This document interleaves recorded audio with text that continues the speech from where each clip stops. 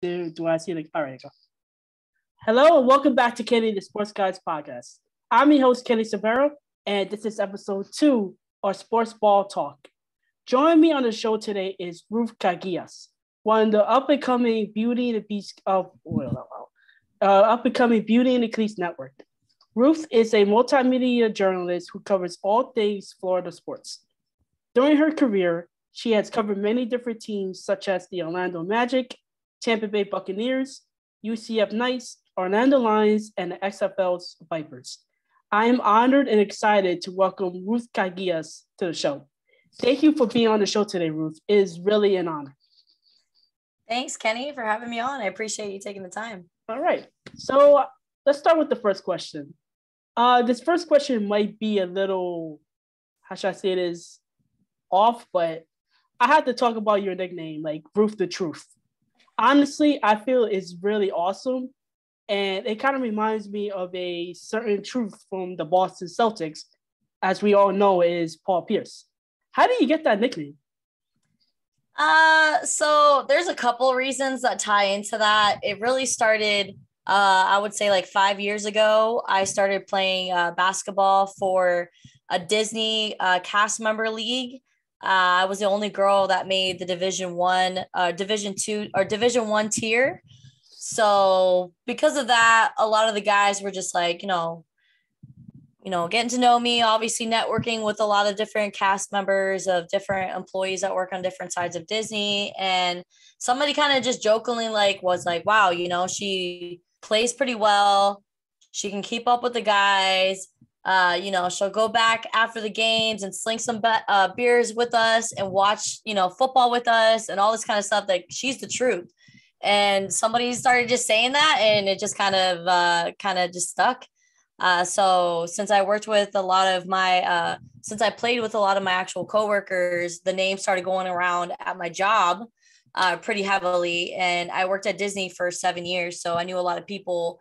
So eventually it just kind of caught fire. Then when I started doing podcasts, when the whole pandemic kind of first started back in March of 2020, I kind of made that my persona for, my podcast name, because my last name, the way it's spelled and pronounced, it kind of throws people off. So Ruth The Truth is a lot easier, and it's catchy. I like it. As a kid, I wasn't really a fan of my name because I'm like, oh, Ruth, people joke around that it's an old school name and this, that, and the third. And when I started playing sports, that's when it kind of became super relevant, because I started with softball. So the nickname Baby Ruth, my dad loved to call me Baby Ruth. And, there was a lot of those kind of jokes and inside jokes between him and I.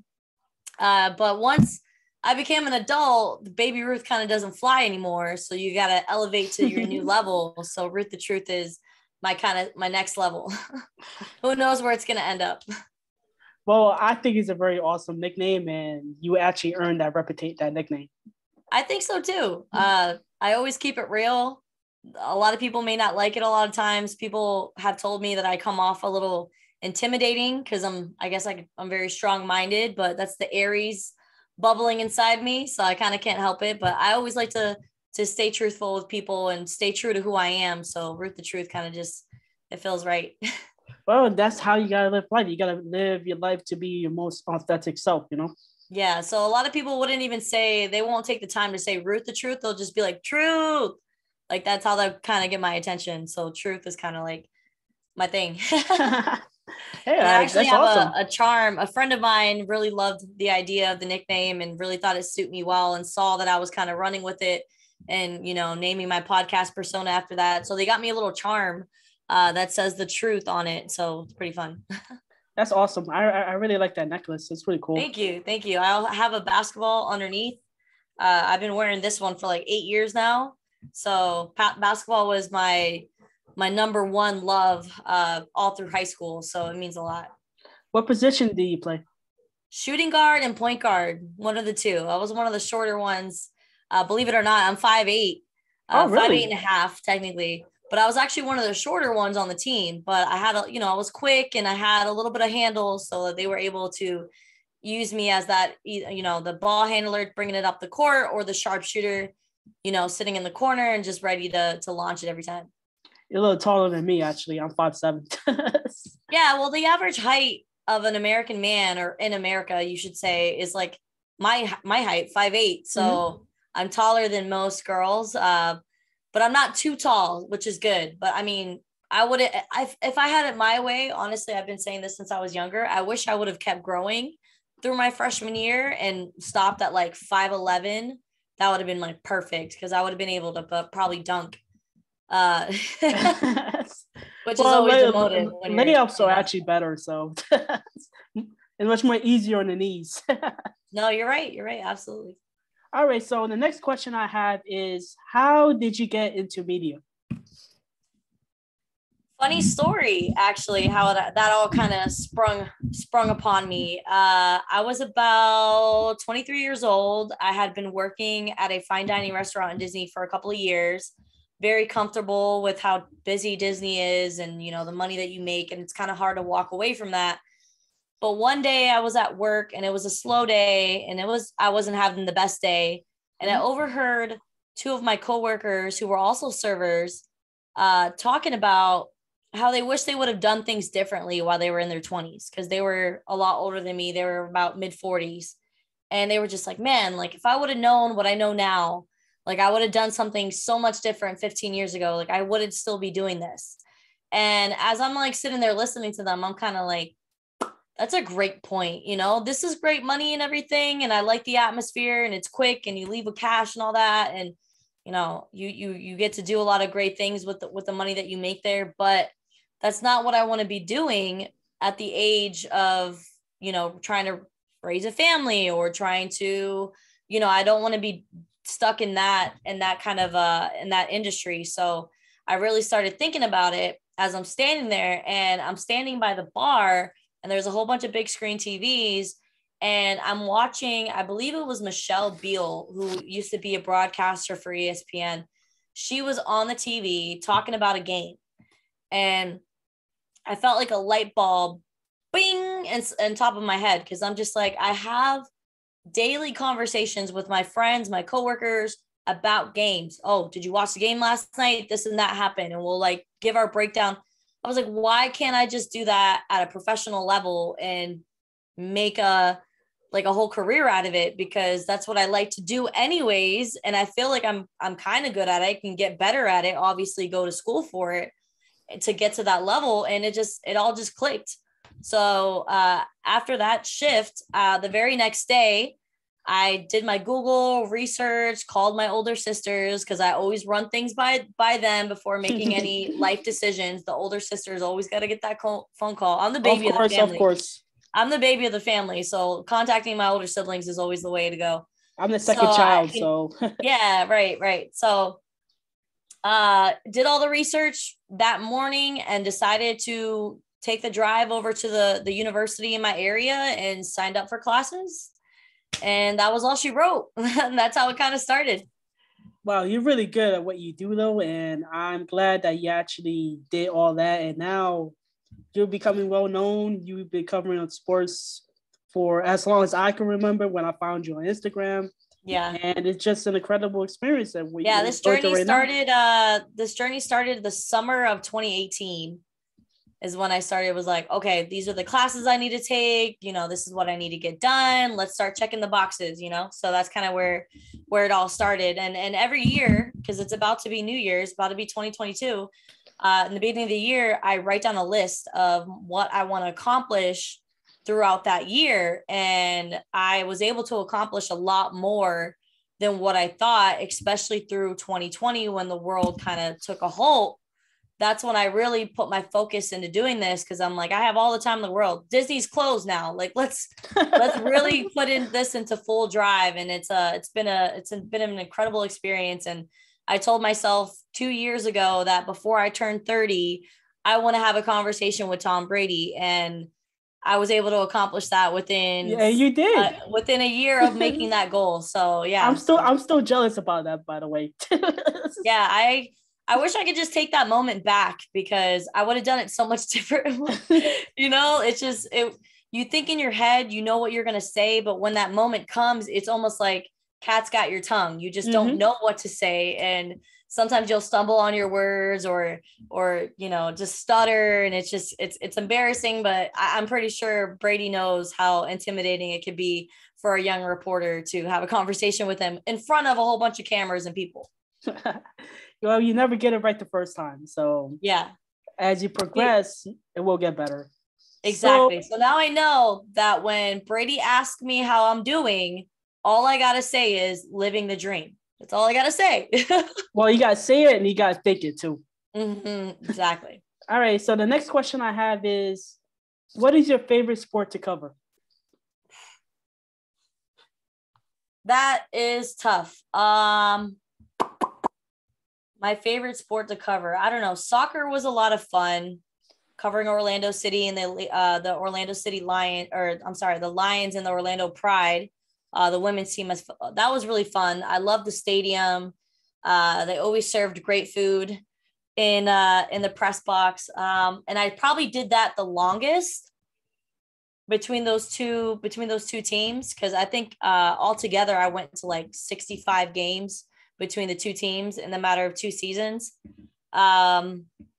But there's nothing like being in an arena like the Amalie Arena and being so up and close and personal with the players, because they allow you at the Amalie Arena to go in the locker room and have discussions with one-on-one players. And that part was pretty remarkable. So I would probably have to lean more on basketball, just because the intensity of the game, the amenities you get at the arena, how up close and personal you can get with the players.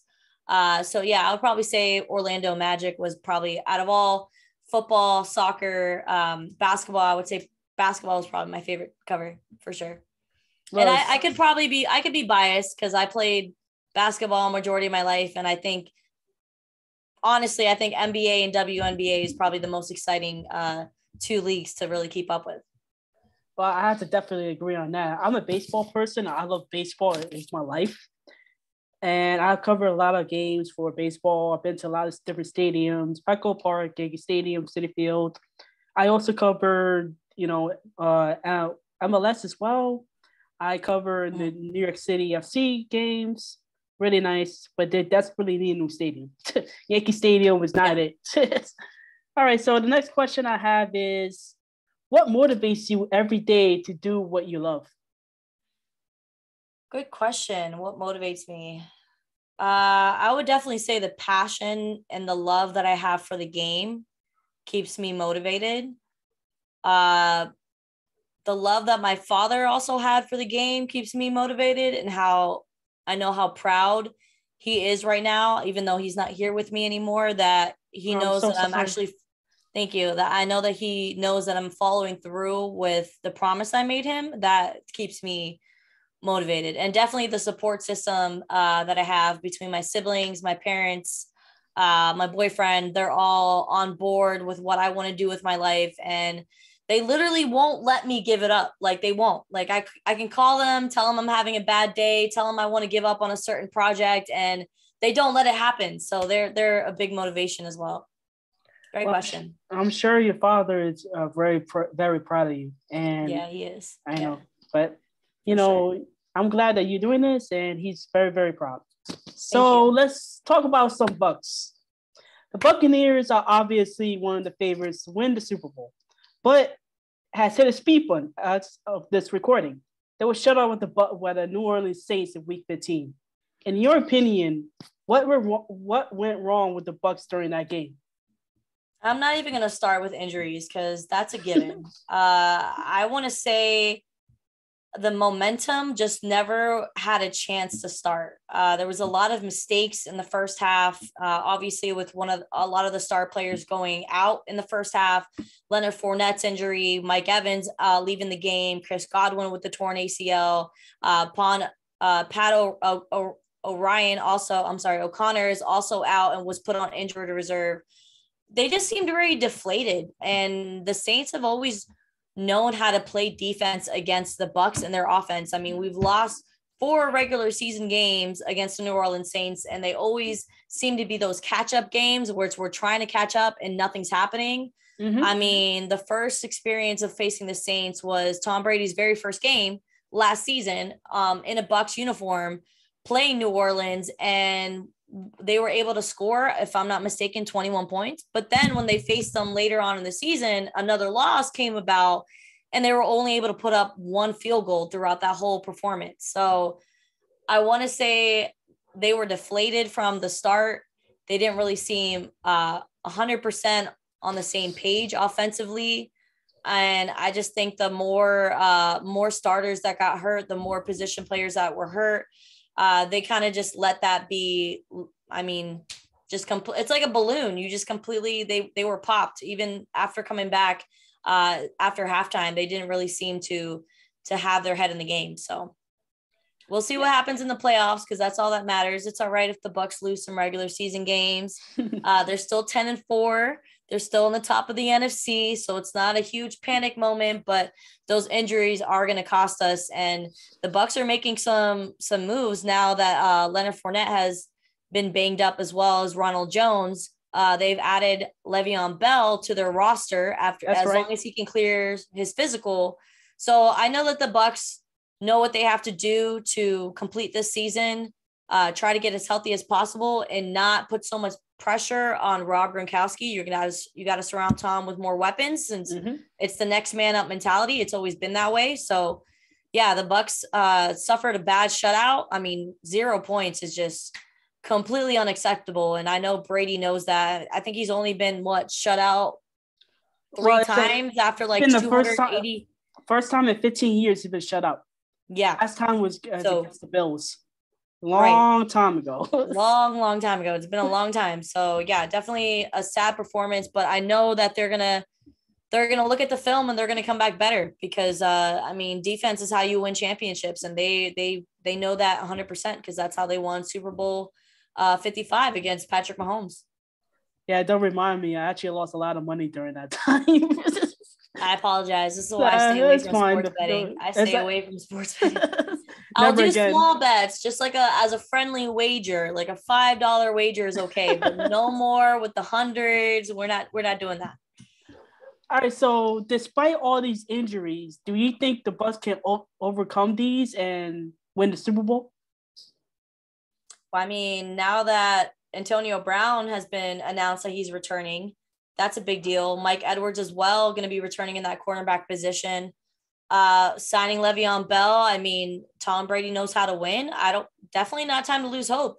I think they could stick with the big dogs in the NFC. And I know that they have gone on a road warrior pathway through the Super Bowl last year, and they were able to win in big time moments and really tough stadiums to win, including Lambeau Field as the ice tundra when they won the NFC Championship game. So they're really well coached.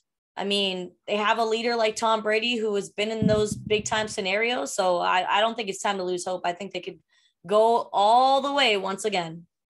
You mentioned Antonio Brown. With Goodwin out, do you see him more in a more expanded role? Chris Godwin being out is a total gut punch to the Buccaneers, no matter what. If Antonio Brown's coming back, that's just, you can't really fill in that talent. Of course, Antonio Brown is one of the best receivers and going to the Hall of Fame nonetheless, yeah. But he comes with a lot of baggage. He comes with a lot of personal issues, and we didn't really have those problems at all with Chris Godwin. So, and I mean, he was 11 receptions away from breaking an all-time record for the Bucs franchise. So you can't replace that. So with Antonio Brown coming back, yes, it's a good sign. We need him now, but it's never a promise with AB. Do you think the Bucs repeat as Super Bowl champions? Yes. Yes. As much as I want my Dallas Cowboys to win it all this year. That's, as a true fan, that's what I want. But working alongside the Bucs for as long as I've had, I know what kind of mentality that they have, and they're going to be hard to stop. Speaking of the Dallas Cowboys, here we go. So I was born in New York City, And I was raised to hate the Dallas Cowboys because I'm As a Jets everyone. fan. I'm a Jets fan, sadly. Yeah, I know they're doing terrible for the last 10 plus years. I'm still pissed off about what happened to them. But I have to ask this: what made you a Cowboys fan? I was born in 93. The Dallas Cowboys won the Super Bowl. My father moved to the States from Puerto Rico in the early 90s.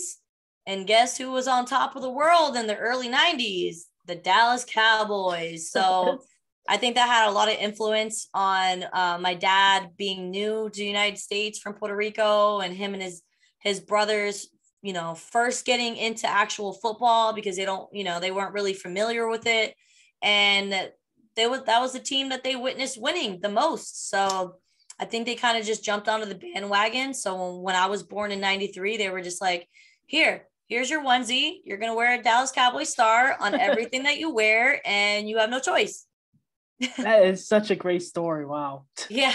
That is, wow. I didn't really expect that, honestly. Yeah. I wouldn't want my father rolling in his grave if he knew I, picked any other team as like my number one, because obviously living in Florida for 21 years, you're going to become a little bit of a Bucs fan because that's the stadium that you travel to the most to watch games.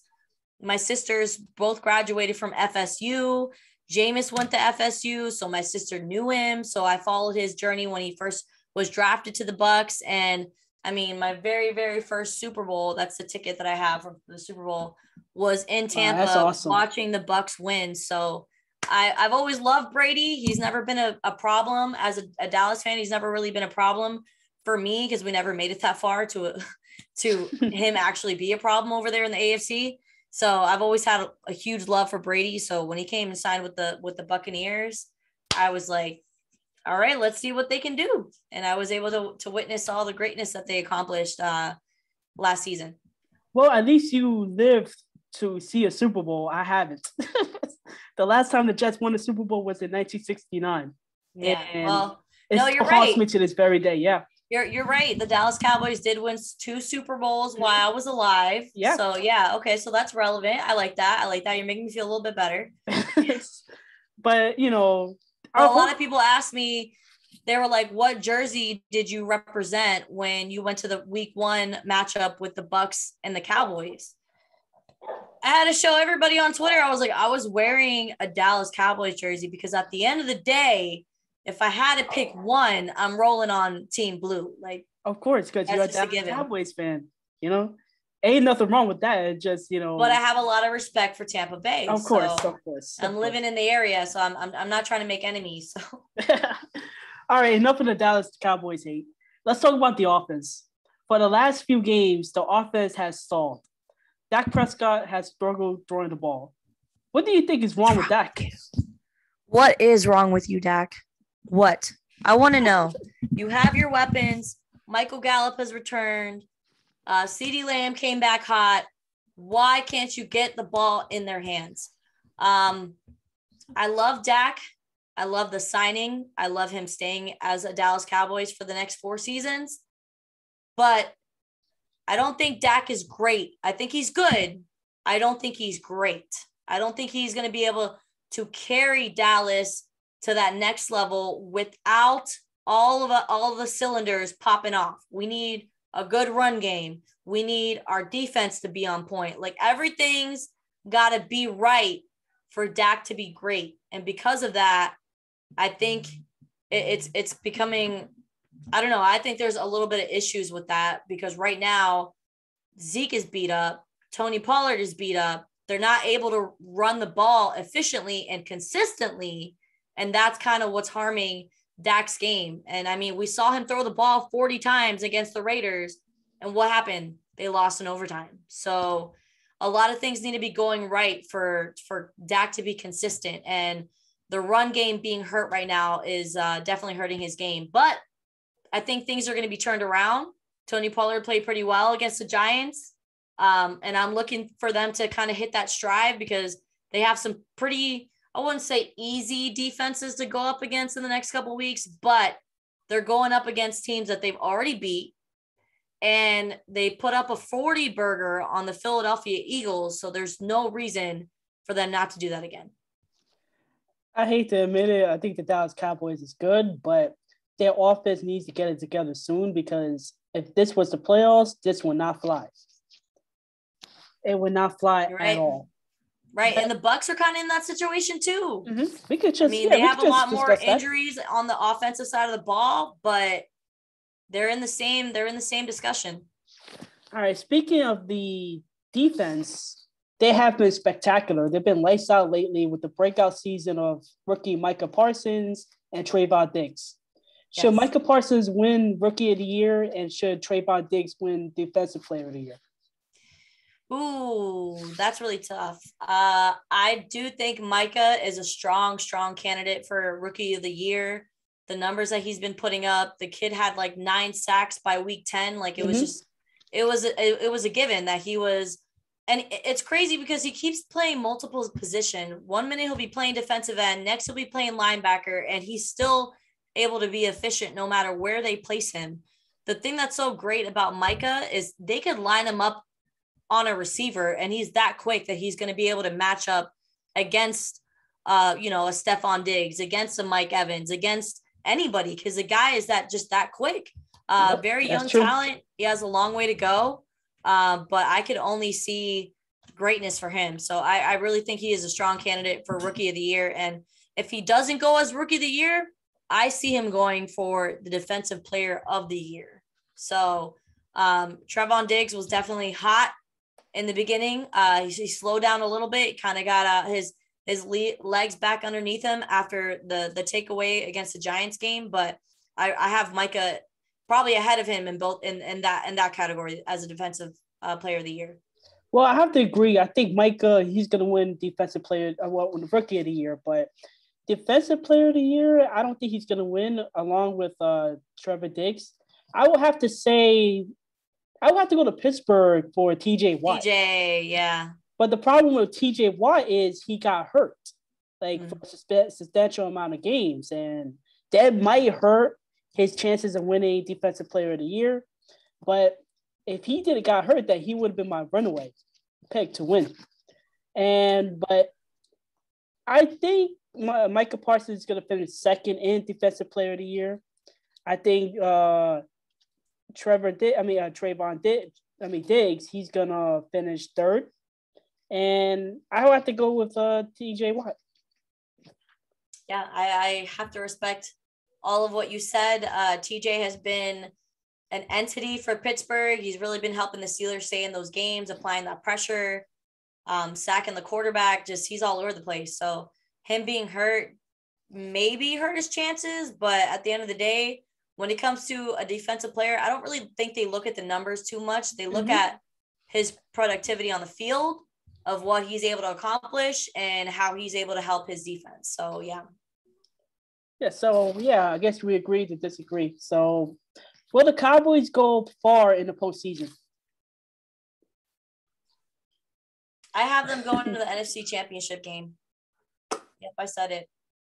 Yep, I said it. That's pretty bold. I have them going to the NFC Championship game, and if they don't, then I would be very disappointed of the outcome of the season for them. So it's NFC Championship game or bust for me. So you have the Cowboys and the Buccaneers in the NFC title game. I do. That was my prediction from the start of the season. I said we're going to have a repeat of week 1, but hopefully with a different outcome. Hopefully. That was a great game. I was at that game. That game was incredible. Yeah, I actually remember seeing that game on Brady Thursday threw night. for over 300 yards. Dak threw for over almost 406, I think he threw, with 4 touchdowns. And it was great to see. That was actually a good game. More of that Dak back. That was actually a great game, actually. For me, I think the Buccaneers is going to make it back to the NFC title game. And I think I'm going to go out on a limb here and say the Rams. I think the Rams have a chance because of that offense. That defense is getting up to form. And it's going to be a Buccaneers-Rams NFC title game for me. Ooh, I like that. Yeah, I think I was a huge Rams fan, but I transferred over to the Jets. And that's probably one of the biggest mistakes I've ever done in my life because are not really that good. But that's a story for another day. So, will the Cowboys win the Super Bowl? She had to think long and hard about my goodness. Because it's like the fan in me wants to say yes, but the analyst in me wants to be realistic and saying that I have them going in the NFC Championship game, but I have them either losing to the Bucs or Green Bay. Green Bay is another good one too, but I don't know. I don't trust Aaron Rodgers, to be honest. I mean, he's a good player in the regular season, and he might win MVP. But in the playoffs, he just seems to disappear. And, that's what baffles me is he is such a good player to only win one Super Bowl and just choke in the NFC title game every time. It just really, really baffles me with that. Yeah, last season, I think he had his chance. I think he could have ran the ball, at least got to the 1 yard line and then scored and then had that 2-point conversion to win the game. I think a lot has to do with the front office drama that was going on. I think that's a distraction for the team. I mean, I think Green Bay is the kryptonite for the Cowboys when it comes to the playoffs. So I just really hope I don't see them in the first round. Well, I blame Scotty Miller for what happened last year. After that halftime, I don't know what happened there. All right, so with like 5 seconds on the clock and they scored. Yeah, that kind of that was a gut punch. Yeah, that was a gut punch to me and other Packers fans. All right, so let's talk some NBA. You have covered the Orlando Magic for a time. Can you provide some context on what it's like to cover an NBA team? Very fast pace. People don't tell you much. You got to learn on the fly. You got to pay attention to detail when you're in that building because, like I said, everything's moving quick. You got to know how to be assertive when it comes to asking questions. Don't let your nerves get to you. What other good advice could I give you? And just have fun. Just make sure that you're always enjoying it and never take it for granted. Because those moments, being in the arena, having your mic in LeBron James's face and asking him questions, like you cannot, just don't take those moments for granted and just always take the time to really breathe and look around your surroundings and just be grateful for the blessings that have come your way. How does it differ from other sports such as the NFL, NHL, and MLS? With the indoor facility arena, people dress a lot more professional, I guess. When you're covering other, depending on what network you work for, it's a little more laid back. I for a few times I wore just kind of dress pants to the MLS games, but for the Magic, all the women I saw were wearing dresses, like professional dresses, long sleeve dresses, or pencil skirts and things like that with blazers. So it was a little bit more of a professional attire and atmosphere. You always kind of got to look TV ready because you don't know when that camera is coming your way. True. So that was one of the biggest difference, between the teams that I've covered. All right, let's talk about the season. I mean, the season has been, how should I say it, it's very chaotic because of COVID. Teams that you didn't really expect to be in the playoffs are actually in the playoffs for the time being. But the Golden State Warriors and Phoenix Suns have two of the best records in the NBA. Which one of these teams do you think has a chance of winning the West? I love the Suns so much, but I love Golden State as well. So picking between the two is really tough, but the Phoenix Suns have some dogs on their team, like yes, they defensive monsters. So that's the thing that I feel like they have an advantage over the Golden State Warriors is how dominant they are on defense. And defense gets you a long way. But if Klay Thompson comes back healthy for Golden State, I could see them making it to the finals again. If he comes back as the old Klay that we saw before he went down the first time, against the Toronto Raptors in the finals. Like, I want to see the Clay that we saw before that, the Clay that was dropping 51 points a game. If we can bring that Clay back, I will choose Golden State over Phoenix just because of the veteran presence that is all on Golden State, that they've been under that pressure. I mean, they have Draymond Green, they have Stephen Curry. If Klay Thompson comes back, they brought Andre Iguodala. They took him away from the Miami Heat and brought him back to Golden State. I think he brings a lot of great defensive presence as alongside Draymond. So out of those two teams, I would probably pick Golden State. But on the terms of Thompson being the splash brother that we know that he can be, and with them just having the seeding advantage as well is gonna be great for them. Oof, that's actually I don't need them to be in what did they have? They had like some tournament last year. The play-in tournament. The play-in tournament, like we don't need none of that. Like let's have a great seeding. Don't put yourself in those predicaments, and let's go win another championship. Yeah, I don't think that play-in tournament is really that good. It makes it a little bit more exciting, but that's only beneficial towards teams that have losing records, like in the East and the West. Getting the job done in the regular season is the only teams that benefit from that scenario. So Clay, he might come back in January. I think they're targeting a January. Yeah, I had a feeling it was going to be sometime after Christmas. I didn't think it was going to be after the All-Star games. I felt like that was a little too far.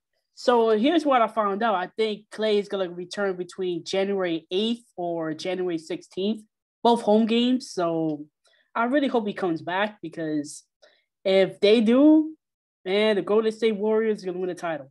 I guarantee you.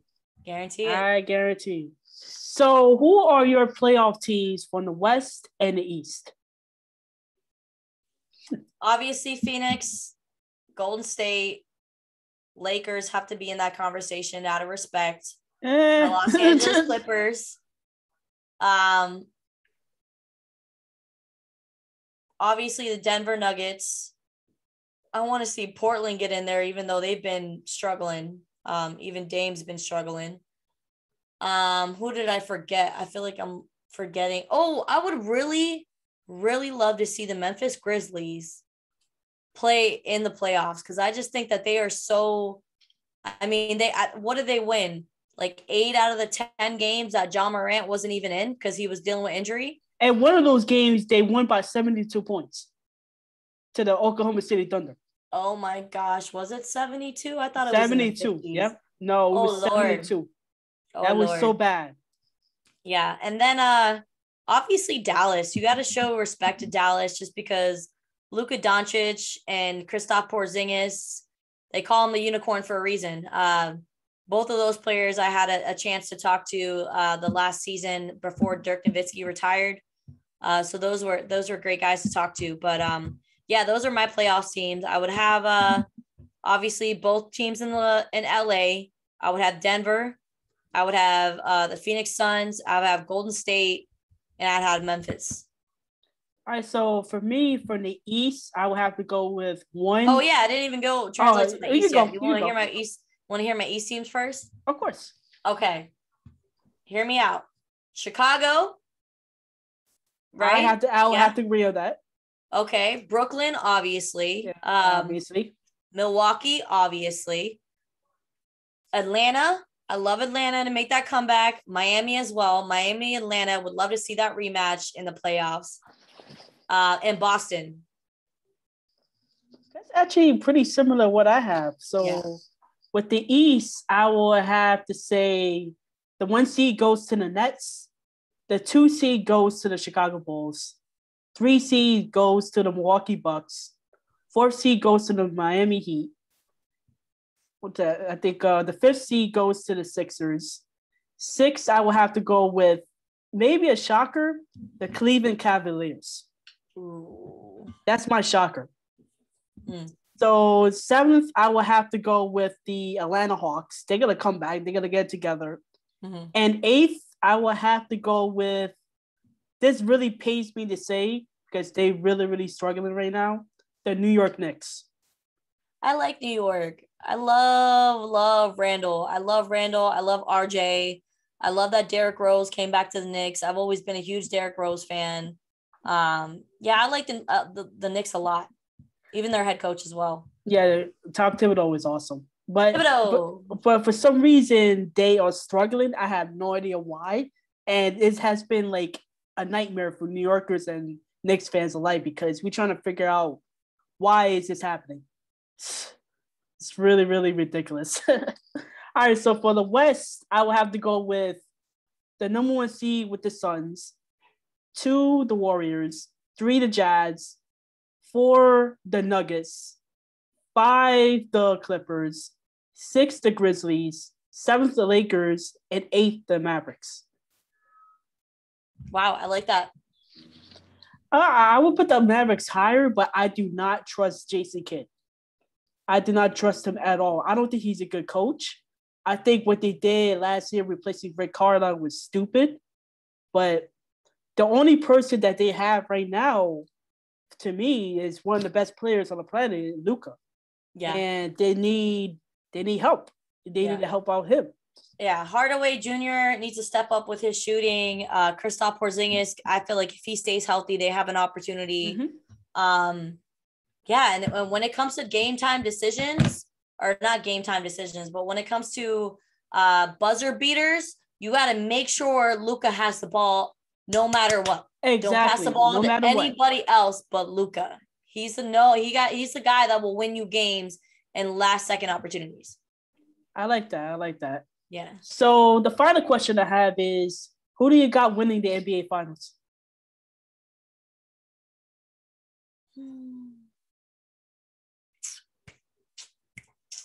All right. Hear me out. Kyrie's going to go get vaccinated. Okay. He's already in protocol already. Oh my God. This is not how we start, Kyrie. If Kyrie comes back and plays like the way that we know Kyrie can play, because I really think Milwaukee wouldn't have been able to beat Brooklyn if Kyrie was healthy. Just saying. True. They were only a shoe size away from winning that series anyways in Game 7. I want to say that Brooklyn would probably be able to, James Harden healthy, Kevin Durant healthy, supporting cast healthy, return of Kyrie Irving. I have Brooklyn Nets as my favorites to win it all. I need the championship to stay in the East. I like it over here. I don't like it when it goes all the way over there because then, West Side, they all get crazy. No, keep it over here. So Milwaukee did a great job holding it down. And I would hope the Brooklyn Nets can pull it through. Well, for me, I'm going to go with a familiar face and say the Phoenix Suns. I think Chris Paul finally wins his first ring. I guess the likelihood of them coming back to the NBA Finals is really high. So yeah it's really, I can really see high. them. And I think if Chris Paul has an opportunity to win a ring a second time, I don't think he's going to let it slip through his fingers. All right, then. So do you have anything that you want to promote or any projects that you're working on? Yes, absolutely. I've just signed with a new network called NSPN, Next Gen Sports. Congrats. Thank you so much. So make sure to travel to the NSPN Facebook page. We have the Jake Paul interview on there because we had one of our reporters actually interview Jake Paul and he promised them a Rolex. So that whole scenario has been broken down on our Facebook page. NSPN.com. You guys will find all of our articles and podcasts as well. I started a network myself with Christina, the Tampa Sports Bay. It's called Beauty in the Cleats. So make sure to follow us on all social media platforms and give us a subscription on YouTube. I'm on the radio every Sunday for a Bucs pregame show. It's called 102 The Bone. You can look it up on the website if you're not in the local Tampa area, 102thebone.com. We'll pull up the radio show. I'm live from 10 to 11 with Emmy award-winning sports analyst and broadcaster Al Keck.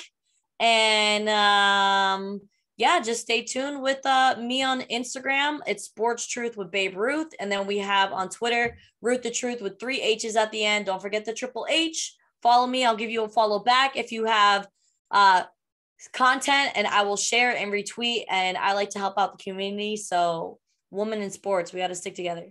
And also, I like that Triple H reference too. I'm a huge wrestling fan, so I already know where that came from. Yep. All right, then. So that's all the questions I have today. And By far, this has been one of my favorite. It is my favorite sports ball talk that I've done, and I really, really want to thank you for being on the show today. Thank you so much, Kenny, for having me on, and it's been a blast. Make sure you guys download and follow Kenny on all of his social medias. He's doing great work, and he's continuing to grow. I really, really appreciate that. Thank you so much. Well, that is the end of this episode of Sports Ball Talk. A very special thank you to Ruth Caguias for joining me on the show. She, along with her co-host Christina, has a podcast / sports network called Beauty and the Cleats, and they do wonderful stuff over there. Check out this episode at kenthesportsguy.com, Ken with 2 N's, and it's also available on Amazon Music, Google Podcasts, Apple Podcasts, Stitcher, and Spotify. You can find a video version on Kenny the Sports Guy's podcast YouTube channel. As always, you can find me on social media on Twitter at Kenny_sports and on Instagram at Kenny the Sports Guy, and actually on TikTok because TikTok is apparently famous right now. You can find me on TikTok at Kenny Sports Podcast there. Until the next episode, see ya, and I hope you stay safe and healthy.